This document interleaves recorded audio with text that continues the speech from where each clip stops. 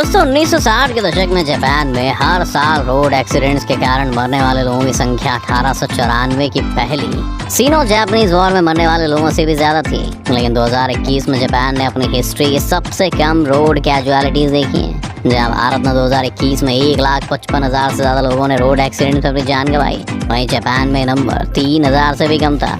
America में हर साल 40,000 से ज्यादा लोग अपनी जान रोड क्रैश में गंवा देते हैं। यानी जापान कुछ तो ऐसा कर रहा है जिससे वहाँ के रोड्स को लोगों के लिए ज्यादा सेफ बना दिया गया है। क्या इस मॉडल को भारत या बाकी देशों में इम्प्लीमेंट किया जा सकता है और कैसे हुआ ये सब? आज इन्हीं सब सवालों के जवाब हम तलाशेंगे इस वीडियो में, तो अंत तक बने रहिएगा हमारे साथ। लेकिन वीडियो शुरू होने से पहले अगर आप इस चैनल पर नए हैं या आपने अभी तक इस चैनल को सब्सक्राइब नहीं किया है तो चैनल को सब्सक्राइब करना और बेल आइकन दबाना ना भूलें। जापान ने ट्रैफिक के खिलाफ छिड़ी इस जंग को जीतने के लिए पहले अपने दुश्मन को समझना शुरू किया। उन्होंने इस बात का सर्वे किया कि आखिर सड़कों पर इतना ट्रैफिक है ही क्यों। तब उन्हें समझ में आया कि ट्रैफिक की बड़ी वजह यह है कि लोगों के पास ऑप्शंस की कमी है। अगर वो रोड से नहीं जाएंगे तो ट्रेन वगैरह से नहीं जा सकते और साथ ही बसेस में जाना भी बहुत मुश्किल है।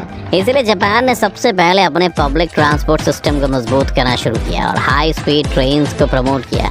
आज जापान में 400 से 500 किलोमीटर प्रति घंटे की रफ्तार से चलने वाली ट्रेन बहुत ही आम है। 1964 में अपनी पहली बुलेट ट्रेन शिनकानसेन लॉन्च करने से लेकर अब तक जापान ने बहुत तेजी से ग्रो किया है। ओसाका से टोक्यो जाने के लिए हर घंटे करीब 15 ट्रेन तैयार रहती हैं, जो इस 530 किलोमीटर लंबे सफर को सिर्फ 2.5 घंटे में तय कर देती हैं, जबकि कार में आपको 6 घंटे लग जाएंगे। इस एफिशिएंसी के कारण लोग लॉन्ग डिस्टेंसेस के लिए ट्रेन को प्रेफर करते हैं। ट्रेन न सिर्फ जल्दी आपको पहुंचा देती है बल्कि इससे आपका पैसा भी बचता है और एनवायरनमेंट की सेफ्टी में भी आप कंट्रीब्यूट करते हैं। लॉन्ग डिस्टेंस के साथ साथ जापान ने अपने इंटरसिटी रेल नेटवर्क को भी काफी मजबूत किया है। टोक्यो मेट्रो एक बार में 285 स्टेशन से होकर गुजरती है, जो न्यूयॉर्क के सबवे सिस्टम से भी दोगुना है। और सिर्फ टोक्यो ही क्यों, अगर आप फुकुओका जो कि एक छोटा शहर है उसकी बात करें तो यहाँ पर सिर्फ 15 लाख लोग रहते हैं, लेकिन फिर भी यहाँ से मेन सिटी और एयरपोर्ट तक जाने के लिए ट्रेन का इतना मजबूत नेटवर्क सेटअप किया गया है कि आप सिर्फ 6 मिनट में एयरपोर्ट तक पहुँच सकते हैं। भारत में भी आपको मेट्रो ट्रेन के तौर पर एक काफी सक्सेसफुल एक्सपेरिमेंट मिलता है और इसे बनाने में भी जापान ने काफी मदद की है भारत की।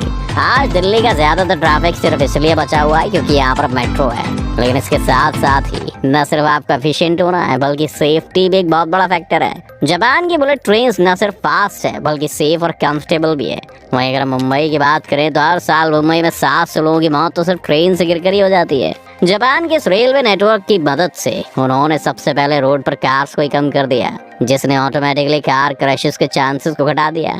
जापान में कार्स लेकर एक काफी अच्छा लॉ है जो इस फील्ड में और भी ज्यादा कंट्रीब्यूट करता है। इसे जापान में शाको शोमेई शो कहा जाता है, जिसका मतलब है गैराज सर्टिफिकेट। जापान में ये रूल है कि आप अपने घर या किसी भी बिल्डिंग के आगे रात को अपनी गाड़ी खड़ी नहीं कर सकते हो। इसीलिए अगर आपको कार लेनी है तो उससे पहले गैराज सर्टिफिकेट दिखाना पड़ेगा, जिसमें मेंशन होगा कि आपके घर में इतनी जगह है कि आप अपनी गाड़ी घर के अंदर ही पार्क कर सकें। आप तो जानते हैं कि रात को भारत की गलियों में कितनी सारी कार पार्क होती हैं। इस बीच अगर किसी और गाड़ी को उस गली से गुजरना हो तो बहुत ही संभाल के चलना पड़ता है। जापान की इस पॉलिसी के 2 फायदे उन्हें मिले। पहले तो जापान में कार लेने वाले लोगों की संख्या में काफी कमी हो गई, क्योंकि जापान में ट्रेन हैं तो इससे ज्यादा कोई फर्क भी नहीं पड़ा उन्हें।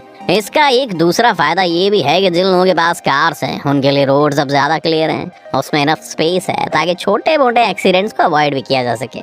इस नो पार्किंग पॉलिसी की वजह से जापान में जिन लोगों को अपना कोई व्हीकल लेना भी है वो भी साइकिल या फिर स्कूटर प्रेफर करने लगे हैं, और जो शॉर्ट डिस्टेंस राइड्स के लिए काफी बेहतर भी हैं, और लॉन्ग डिस्टेंस के लिए उनके पास रेल्स तो हैं ही। जापान में एक और चीज है जो वहाँ के ट्रैफिक को कम करने में बहुत कंट्रीब्यूट करती है, जिन्हें की कार्स कहते हैं। ये दुनिया भर में मिनी कार्स के नाम से जाने जाती हैं और नाम से जैसा कि साफ लग रहा है कि इनका साइज भी नॉर्मल कार के मुकाबले काफी छोटा है। इन कार्स का वेट करीब 1 टन होता है और साइज में भी ये सिर्फ 130 इंचेस की होती है, क्योंकि जापान में ज्यादातर फैमिलीज का साइज बस 3 से 4 फैमिली मेंबर्स का ही होता है। इसलिए वहाँ के लिए एक परफेक्ट व्हीकल है और इससे कोई भी परेशानी भी नहीं होती। कई कार्स की शुरुआत जापान में नहीं बल्कि यूरोप में हुई थी, जब दूसरे विश्व युद्ध के बाद लोगों को अफोर्डेबल कार्स की जरूरत पड़ी थी और उसे एक सस्ते ऑल्टरनेटिव के रूप में पेश किया गया था, लेकिन जापान ने इन्हें अपना ही बना लिया।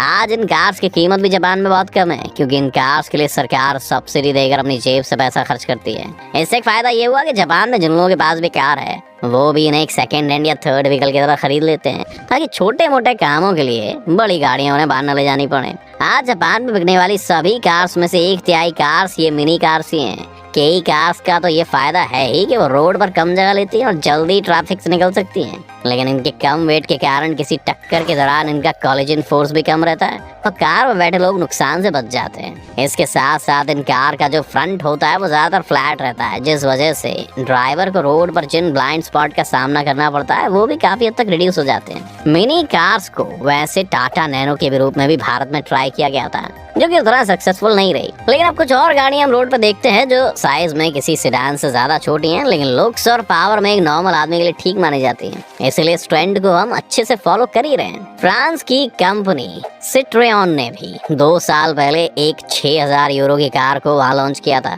और पहले दिन इसके सैकड़ों मॉडल्स बिक गए थे और माना जा रहा है कि इंटरसिटी ट्रैवल में मिनी कार्स आगे जाकर बहुत बड़ा रोल निभा सकती हैं। एक आखिरी चीज जो जापान के रोड सेफ्टी नंबर्स में कंट्रीब्यूट करती है वो है वहाँ की रोड्स की कंडीशन। किसी भी डेवलप्ड देश में आपको रोड्स की हालत बहुत अच्छी मिलेगी, जिससे फालतू के रोड एक्सीडेंट्स अवॉइड किए जा सके। लेकिन अगर हम इंडिया की बात करें तो यहाँ पर गाड़ियों से ज्यादा सड़कों पे गड्ढे हैं। हर मानसून में हमारी सड़कों में पानी भर जाता है और भी ज्यादा बड़े गड्ढे हो जाते हैं। 2020 जिस साल सबसे कम लोग शायद घर से बाहर निकले होंगे, उस साल भी इन गड्ढों की वजह से भारत में 3564 एक्सीडेंट्स हुए थे।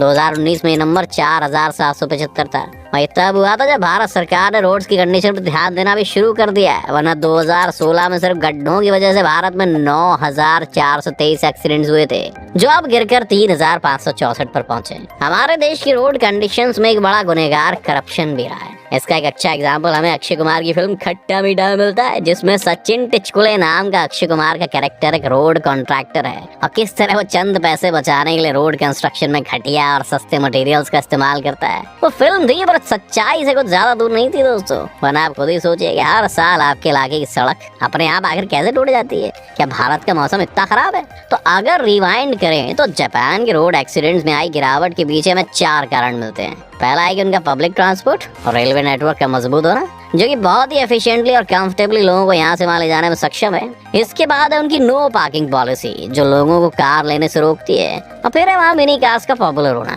ऐसी कार जो रोड पर कम स्पेस लेती है और किसी क्रैश के टाइम पर काफी सेफ मानी जाती हैं। और आखिरी है वहाँ का रोड इंफ्रास्ट्रक्चर। जापान को ये सब कदम उठाने पड़े क्योंकि जापान का साइज बहुत छोटा था और वहाँ की ट्रैफिक की प्रॉब्लम 60 के दशक में भारत से भी ज्यादा थी।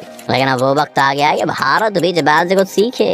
इस दिशा में कुछ अच्छे कदम हमें मेट्रोज और गिरते एक्सीडेंट्स के नंबर से तो नजर आए हैं, लेकिन अभी काफी काम होना बाकी है। उम्मीद है कि आज की इस वीडियो से आपको काफी कुछ नया सीखने को मिला होगा। अगर आपको ये वीडियो पसंद आई हो तो वीडियो को लाइक करें और अगर आप इस चैनल पर नए हैं तो जाने से पहले चैनल को सब्सक्राइब करना भी ना भूलें मित्रों।